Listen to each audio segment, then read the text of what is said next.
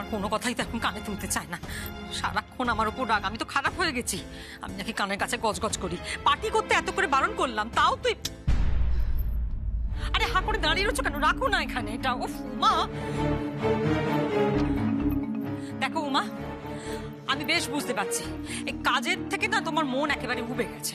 নাহলে তোমার ম্যাডামের কোমরে এত ব্যথা আর তুমি চলে গেলে বাড়িতে ঘুরতে। যথেষ্ট হয়েছে ঘোরাঘুরি, এবার ম্যাডামের সেবায় মন দাও।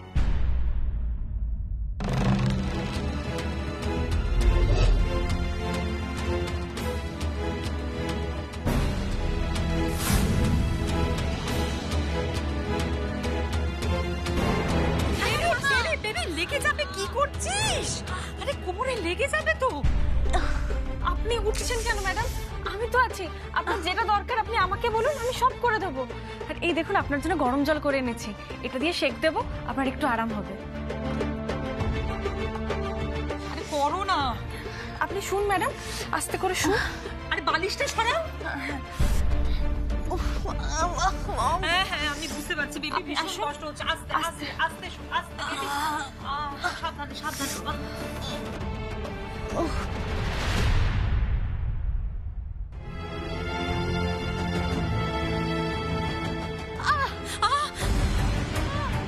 ম্যাডাম একটু সহ্য করুন, এক্ষুনি কমে যাবে, ঠিক হয়ে যাবে। মম, আমার প্রচন্ড কষ্ট হচ্ছে মম, আমি পারছি না। আমি কি করি যাতে তোর ব্যথার কথাটা বাইরে না যায়? সেজন্য তো তুই আমাকে ডাক্তারকেও ডাকতে না করি। শোনো উমা, একটা কথা আমি তোমাকে পরিষ্কার বলে দিচ্ছি, এই যে বেবির কোমরে ব্যথা লেগেছে এই কথাটা যেন কাক পক্ষীতেও টের না পায়, এই ঘরের বাইরে যেন কথাটা না যায়। আর যদি যায় তাহলে তোমার চাকরিটা কিন্তু থাকবে না। আর আমি এমন ব্যবস্থা করবো যাতে তুমি কোনোভাবে আর কোনো চাকরি না পাও। না না বড় ম্যাডাম, আপনি কি বলছেন? আপনি নিশ্চিন্তে থাকুন, এই কথা কেউ জানতে পারবে না। কিন্তু ম্যাডামের এই কোমরের ব্যথাটা তো কমছে না, বেশ কিছুদিন ধরেই হচ্ছে। যদি এটা না কমে তাহলে তো ম্যাচের আগে প্রবলেম হতে পারে। সেটা তোমাকে ভাবতে হবে না উমা, তুমি তো আমার ফিজিও নাও, রাইট? সুতরাং তোমাকে যেটা করতে বলা হয়েছে তুমি সেটা মুখ বন্ধ করে চুপচাপ করে যাও। ম্যাডাম আমার কোনো কথাই শুনতে চাইছেন না, কিন্তু কোমরের এমন ব্যথায় বাবা আমাকে যে ব্যায়ামগুলো দেখিয়ে দিয়েছিল সেগুলো তো খুব কাজ দিত। বলবো ম্যাডামকে সেগুলো সাহস করে? ম্যাডাম, এরকম কোমরের ব্যথার জন্য না আমার একটা খুব ভালো উপায় জানা আছে, ওইটা করে দিলে আপনার ব্যথাটা একেবারে কমে যাবে। এই না না, কোনো দরকার নেই এসবের। তারপর কি করতে কি না কি হয়ে যাবে, আর তখন আমার কোমরে ব্যথা আরো বেড়ে যাবে। মা, না না, আমি কেন এরকম কিছু করব? আমাকে আপনি একটু বিশ্বাস করুন। আরে বলছি তো দরকার নেই। ম্যাডাম, আমি নিজেও ম্যাচের আগে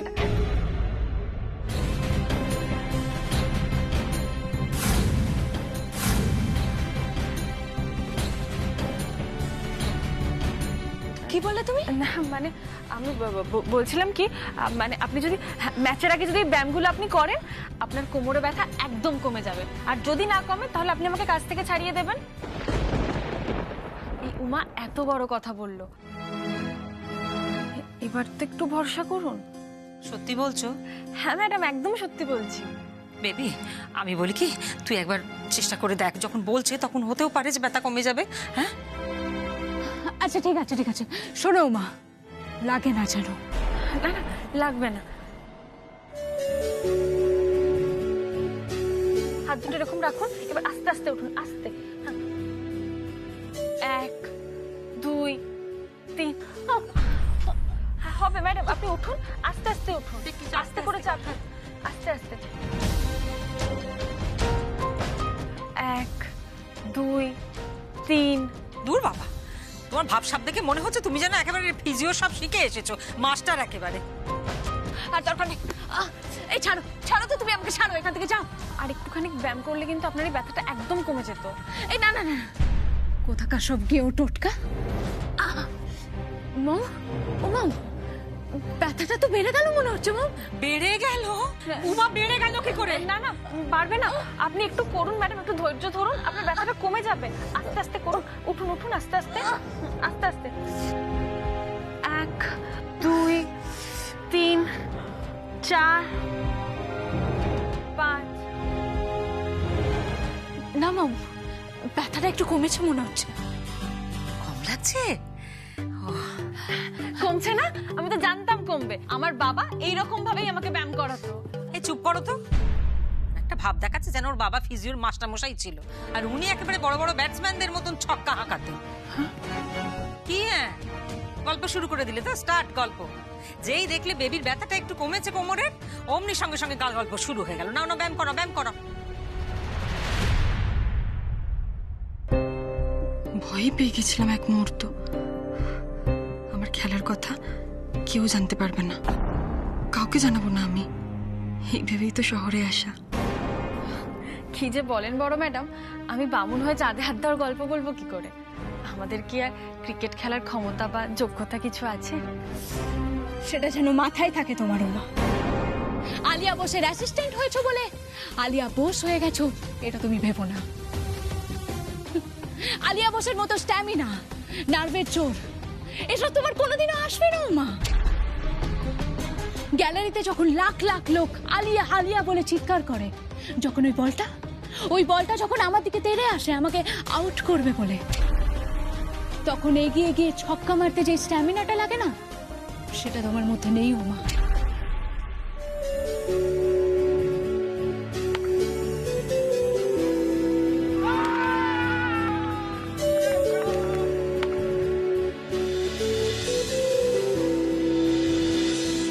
আরে এই মেয়ে, উফ, কথা বলতে বলতে হাসতে হাসতে তোমার মন যে কোথায় উধাও হয়ে যায় না আমি বুঝতে পারি না। আরে করাও করাও, ব্যায়ামটা করাও। ওহ,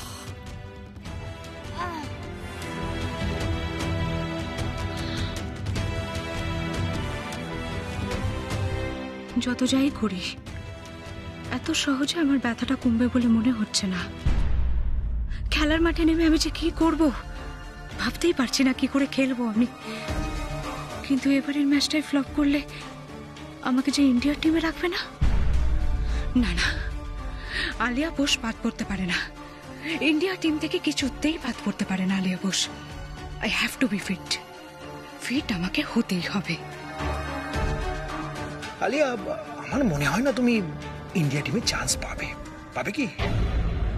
এই ছাড়ো তো, ছাড়ো তো, ছাড়ো। বেবি কি করছিস? উঠছিস কেন? ছাড়ো বেবি, লেগে যাবে। কি করছিস কি তুই? আরে কি মুশকিল। করবেন না ম্যাডাম, বড় ম্যাডাম একটু বোঝান না, লেগে যাবে আপনার ম্যাডাম, আসতে। কিচ্ছু হবে না, আমার কিচ্ছু হবে না। তোমরা আমার ব্যথা নিয়ে না এত মাথা খাওয়াবে না, আমি বলে দিচ্ছি। কিন্তু কিছু হবে না, আমি যেটা ভালো বুঝবো সেটা আমি নিজে থেকে করতে পারবো। তোমরা যাও না, যাও যাও মাম, যাও। বেবি আমার কথাটা শোন বেবি। ও বৌদি, ও বড় বৌদি, আরে কই গেলা গো তোমরা? আহো দেখো কে আইছে। আমাগো মেজ দাদা বাবু আইছে গো, মেজ দাদা বাবু। বেবি বেবি কাম কাম কাম কাম বেবি, কাম না। শোন শোন, এদিকে শোন শোন। মনে হচ্ছে অভির কাকা এসেছে। উনি তো বিদেশেই থাকেন ছেলেকে নিয়ে। কত বড় প্লেয়ার ছিলেন বলতো। তুই একটা কাজ কর, তুই গিয়ে ওনার কাছে একটা ক্রিকেটের কোনো টিপস নেবার নাম করে এই ফিটনেসের টিপসটা নিয়ে নিয়েছি, কিভাবে কোমরে ব্যথাটা কমবে। না মাম, না, আমি ওনার কাছে কোনো মতেই যাবো না। না, উনি এত বড় প্লেয়ার ছিলেন। আরে উনি কি ঘাসে মুখ দিয়ে চলেন নাকি? আমি যদি ওনার কাছে টিপসের নাম নিয়ে চাই, আমি যদি ওনার কাছে ব্যথাটা লুকিয়ে চাই, তাহলে উনি বুঝতে পারবেন না। তুমি কি ভেবেছো? উনি তো বুঝতে পারবেন যে আমার কোথাও না কোথাও চোট লেগেছে, আমার কোমরে চোট লেগেছে। ওকে ওকে, না, ঠিক আছে, আমি ঠিক আছে, আমি যাচ্ছি।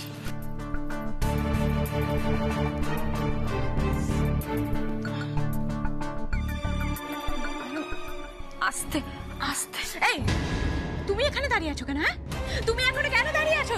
তোমাকে কি ইনভিটেশন দিতে হবে যাওয়ার জন্য? যাও এখান থেকে, বেরো বেরো এখান থেকে। ম্যাডাম, আপনি একদম চিন্তা করবেন না, এত ভালো খেলেন আপনি। কি দারুণ আপনার ব্যাটে স্ট্রোক, কি ভালো স্টাইলে আপনি ব্যাট ঘোরান। বোলাররা আপনার ব্যাটকে ভয় পায়। আপনার এই কোমরের চোটটার একটু যত্ন নিলে আপনাকে কিন্তু ম্যাচে কাবু করা মুশকিল হবে। ধরে নিন এটা আপনার ফ্যানের কথা।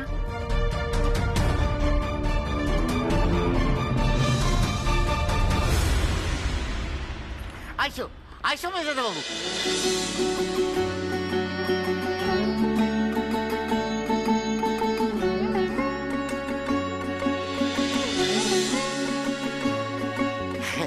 বাপরে, কতদিন বাদে তুমি বাড়ি এলে কও দেখি মেজদাদা বাবু। তোমার দেখা বাড়ির সকলে খুব খুশি হইব। সব থেকে বেশি খুশি হবে কে কও দেখি? কে? আমার মা, মানে আমার মা জন্যে খুব খুশি হইব। ও মা, কই গেলা গো? আইয়া দেও তোমার মেজো পোলায় আইছে। আইসা মা জন্যে নিজে খুশি হইব, তারপর আড্ডা দূরে হয়ে যাইব একেবারে।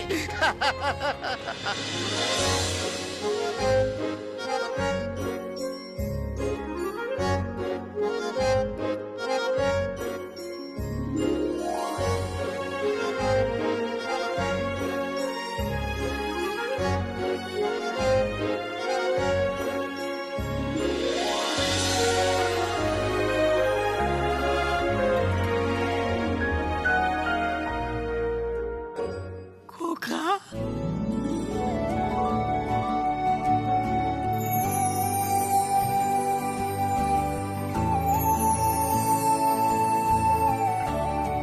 খোকা, এসেছিস বাবা? মা, মা, কেমন আছিস বাবা? মা, কেমন মা, আছিস তুই? মা, কেমন আছিস বল আগে, কেমন আছিস? বাবা, ভালো আছি আমি, মা। মা, তুমি কেমন আছো মা? হ্যাঁ, এতদিন বাদে মনে পড়লো মায়ের কথা। আমি কেমন আছি এখন জিজ্ঞেস করছিস? তুই কোথায় কোথায় ঘুরে বেড়াস বাবা? আরে হাই, বুড়ি মায়ের কথা কি একবার তোর মনে পড়ে না? না মা, তো আমার আমার এই বুকটা যে হু হু করে বাবা তোর জন্যে, হু করে। খোকা, তুই তুই তুই রোগা হয়ে গেছিস বাবা, চেহারাটা অনেক খারাপ হয়ে গেছে। আরে তুই ভালো করে খাওয়া দাওয়া করিস না? এই তো এবার খাবো আমি। বুঝলে ম্যাডাম, আপনার হাতের তেল কই আর ট্যাংরা মাছের ঝাল কিন্তু আমার চাই। খাবি খাবি, আমি খাবো, অনেক করে খাবো। কতদিন পরে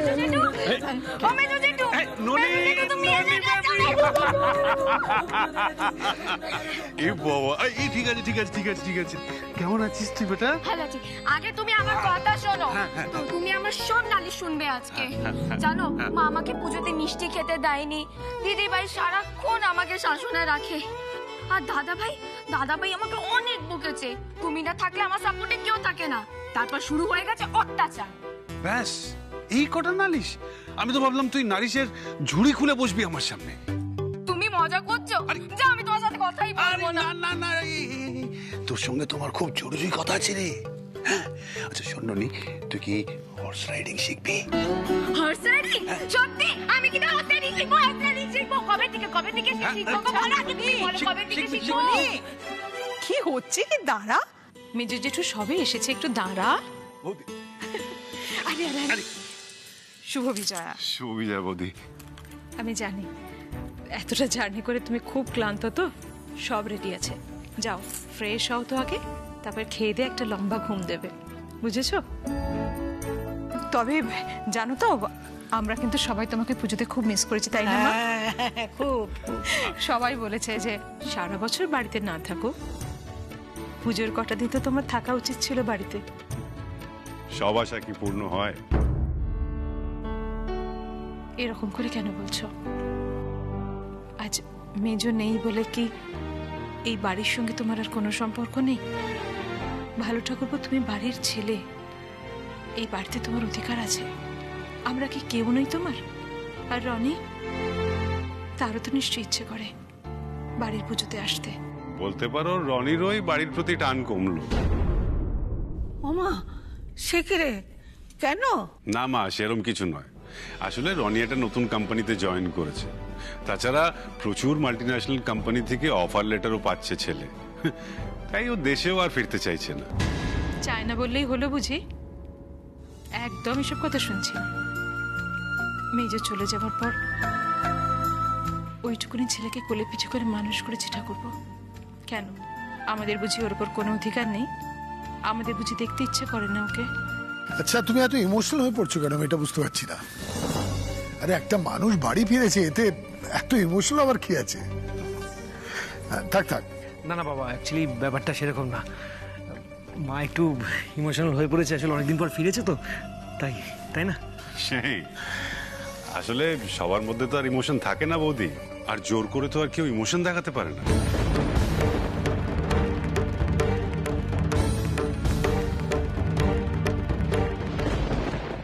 যাকে খুব ভালো সময় এসছিস, মানে বলছিলাম যে খুব দরকার ছিল তোকে আমার। তার মানে দরকার ছিল বলে তুমি চাইছিলে আমি এখানে আসি? না না মেচকা, তুমি ভুল বুঝছো। বাবা সেটা মিন করতে চাইনি। আসলে আমাদের একাডেমির অনেকগুলো ব্রাঞ্চ ওপেন হচ্ছে, তো বাবা এক্সপেক্ট করছিল তুমি থাকো, তাই আর কি।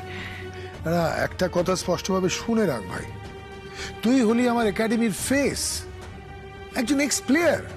তোকে দেখেই তো আমার এখানে এডমিশন হয়, তুই এটা ভুলে যাস না। You the face. আচ্ছা আচ্ছা ঠিক আছে দাদা, ঠিক আছে। এই তো জাস্ট বাড়িতে ঢুকলাম, এর মধ্যেই তুমি আমার সঙ্গে বিজনেস স্ট্র্যাটেজি ডিসকাস করতে শুরু করে দেবে? মেচকা তুমি আবার ভুল ভাবছো কিন্তু। একদমই না, আমি ভুল ভাববো কেন দাদা? অভি ঠিকই বলে, তুমি ব্যবসা ছাড়া আর কিছুই বোঝো না।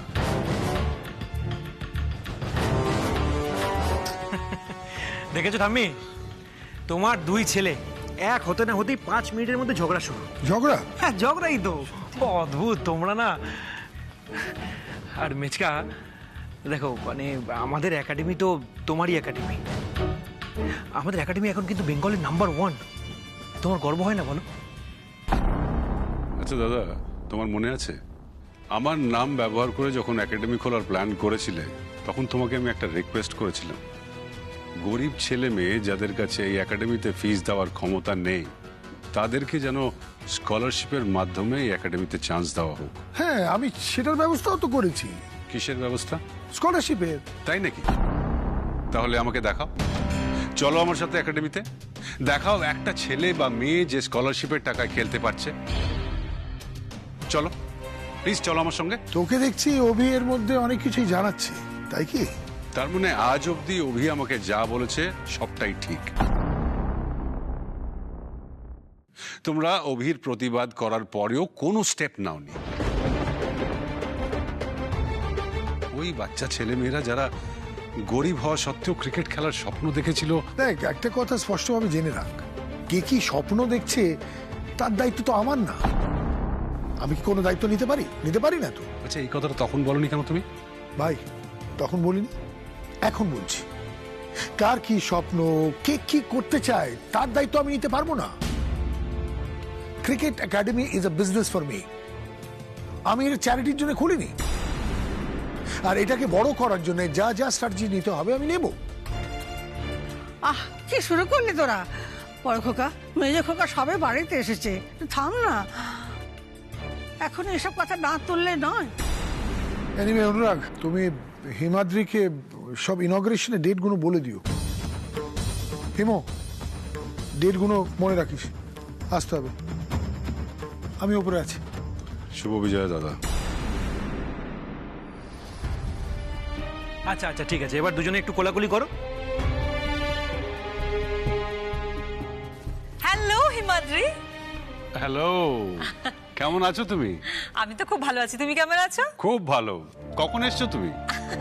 আমরা তো ইনফ্যাক্ট তোমাদের বাড়িতেই আছি। আসলে আলিয়া বেবির ভীষণ ইচ্ছে হয়েছিল যে এবার তোমাদের বাড়িতে থেকে পুজোটা দেখে, সেই জন্যই আমরা চলে এসেছি। আর তাছাড়া মেয়ে তো এই বাড়িতেই আসবে, তাই না? হ্যাঁ, সে তো ঠিকই। তা তরুলতা, আলিয়া কি এখানেই আছে? হ্যাঁ, বেবি তো এই বাড়িতেই আছে। তাহলে তো আলিয়ার সঙ্গে দেখা করতে হয়। আলিয়া, আলিয়া। হিমাদ্রি, বেবি আসলে ঘুমিয়ে পড়েছে। ঘুমিয়ে পড়েছে? হ্যাঁ, ওই আসলে এত প্র্যাকটিস করছে না, খুব টায়ার্ড হয়েছিল, সেজন্য ঘুমিয়ে পড়েছে। সামনেই তোর বড় ম্যাচ। হ্যাঁ শুনেছি শুনেছি, সবই শুনেছি। তা সামনেই তো সিলেকশন আছে, খুব ভালো করে খেলতে হবে কিন্তু আলিয়াকে। She is prepared, right? আমি বিদেশে থেকে শুনছিলাম যে এবার ইন্ডিয়ান টিমের সিলেকশনে খুব কড়াকড়ি চলছে। ওর প্রিপারেশন কেমন হয়েছে? ভীষণ ভালো। And fitness? ফিটনেসও ভীষণ ভালো। অ্যাকচুয়ালি ও তো ফিটনেস টেস্টে পাসই করে গেছে।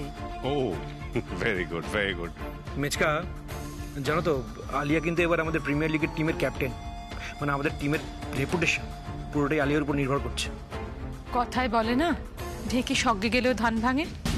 আমাদের বাড়ির ছেলেদের অবস্থা হচ্ছে ঠিক তাই মা।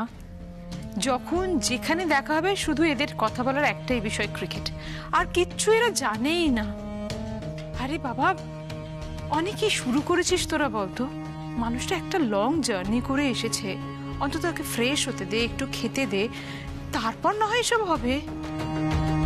ভালো ঠাকুরপো, খুব হয়েছে, তুমি যাও তো, গিয়ে আগে ফ্রেশ হও। এই যে মা, নাড়ু বানিয়েছো? প্লেয়ারদের মিষ্টি খেতে নেই মা, কে যেন বলতো। মা, আমি তো আর এখন প্লেয়ার নই, তাই জমিয়ে এখন নাড়ু মোয়া সব কিছু খাবো। আরে জিজ্ঞেস করতে তো ভুলে গেলাম, দিদি ভাই কই, পিউ কই, আর তাপস? আচ্ছা বৌদি, ওদের ফ্রিজ, ওয়াশিং মেশিন সব ঠিক আছে তো, নাকি আবার নতুন কিনতে পাঠিয়েছি আমার? চুপ করো, চুপ করো, তোমার বোনের কানে গেলে না কুরুক্ষেত্র করবে কিন্তু। নমস্কার বন্ধুগণ, হিমাদ্রি আচার্য আছেন স্টেডিয়ামে, স্টেডিয়াম পুরো ফুল হাউস। বোলার ভয় পাচ্ছে, ভয় পেয়ে কাট হতে পারে এই ওভারে short delivery out of the stadium, কারণ হিমাদ্রি আচার্য আছে 99-এ। বোলার আসছে, জয় বল করতে আসছে, হিমাদ্রি আচার্য ওভারস্টেপ করলেন আর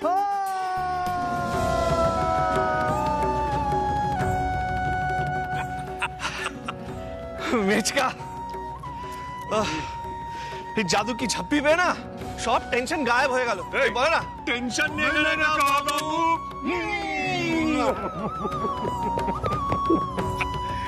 আচ্ছা তোর আবার টেনশন কিসের বলতো? টেনশনের এতটাই তো টেনশন যে তোকে আজ অব্দি কোনদিন টেনশন দিতে পারলো না, তাই না? যাই হোক, আমি খুব হ্যাপি হয়েছি তুই যে এই একাডেমির মধ্যে ঢুকে যে ঝামেলাগুলো করলি ছেলে মেয়েগুলোকে নিয়ে, আমি তোর জন্য প্রচুর প্রাউড ফিল করছিলাম।